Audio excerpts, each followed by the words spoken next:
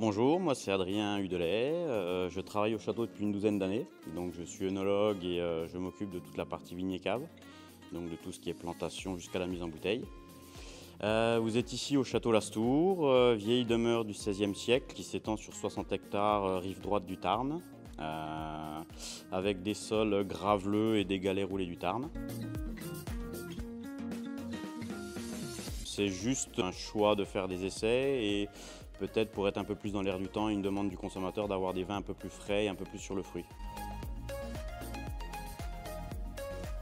Alors au niveau cinétique fermentaire, on a commencé à constater des différences au niveau du décuvage, où là on avait un bouquet et un pôle aromatique qui était beaucoup plus présent sur la levure rubis, avec notamment des arômes de cerise, un peu plus mentholés, un peu cassis.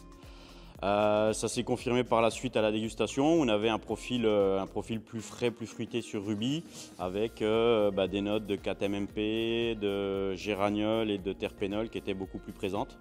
Et à la déguste, ça corrélait parce qu'on avait ce côté un peu mentholé, bourgeon de cassis et beaucoup plus frais. En fait, le vin est jugé beaucoup plus frais et c'était un peu le but de l'essai de la levure.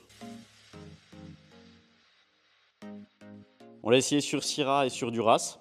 Donc avec la même constatation. Donc la suite, c'est d'autres cépages, notamment peut-être Merlot et Cabernet cette année. Les attentes sont complètement validées. C'est vrai que même au niveau assemblage, entre le témoin et la rubis avait donné quelque chose de super. C'est-à-dire qu'on gagne en complexité, on a vraiment un côté fruit frais qui vient contrebalancer avec un peu plus de Syrah, un peu plus rustique, un peu plus garrigue comme je disais.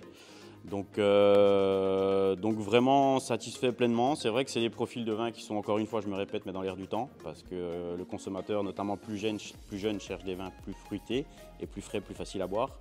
Donc c'est dans cette optique-là. Donc on poursuit et on va l'étendre justement à d'autres cépages pour voir un peu ce que ça peut donner, notamment sur Cabernet, Merlot. On va peut-être continuer avec Duras et on a du Prunelard qui entre en production cette année.